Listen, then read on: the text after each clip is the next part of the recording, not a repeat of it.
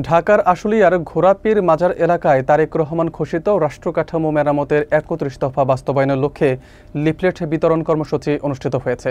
মঙ্গলবার বিকেলে পাথালিয়া ইউনিয়ন স্বেচ্ছাসেবক দলের আয়োজনে অনুষ্ঠিত এই কর্মসূচিতে পথচারী ও স্থানীয় ব্যবসায়ীদের মাঝে লিফলেট বিতরণ করা হয়। নেতৃত্ব দেন আশুলিয়া থানা স্বেচ্ছাসেবক দলের আহ্বায়ক অ্যাডভোকেট জিল্লুর রহমান। কর্মসূচিতে উপস্থিত ছিলেন বিভিন্ন ইউনিটের নেতাকর্মীরা। বিস্তারিত থাকছে ডেস্ক রিপোর্টে।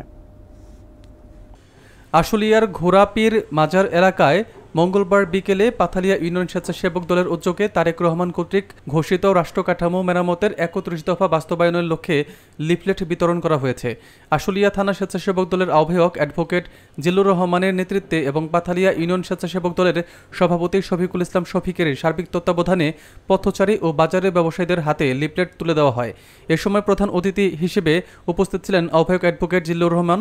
বিশেষ অতিথি হিসেবে উপস্থিত ছিলেন থানা স্বেচ্ছাসেবক দলের সিনিয়র যুগ্ম আহ্বায়ক আবু হানিফ রানা, যুগ্ম আহ্বায়ক সিদ্দিকুর রহমান, সৈয়দ আরিফ ও তাইজুল ইসলাম রোমান। কর্মসূচিতে বক্তারা বলেন, বিএনপির নেতাকর্মীরা দীর্ঘ ১৭ বছর ধরে সরকারি নির্যাতন ও মামলার শিকার হলেও আন্দোলন থেকে বিচ্যুত হয়নি। তারা জানান, তারেক রহমানের ঘোষিত ৩১ দফা বাস্তবায়ন হলে দেশে অবাধ ও সুষ্ঠু নির্বাচন, তত্ত্বাবধায়ক সরকার ব্যবস্থা এবং বৈষম্যহীন গণতান্ত্রিক রাষ্ট্র প্রতিষ্ঠিত হবে। নেতারা প্রতিটি ঘরে ঘরে এই ৩১ দফার বার্তা পৌঁছে দেওয়ার আহ্বান জানান।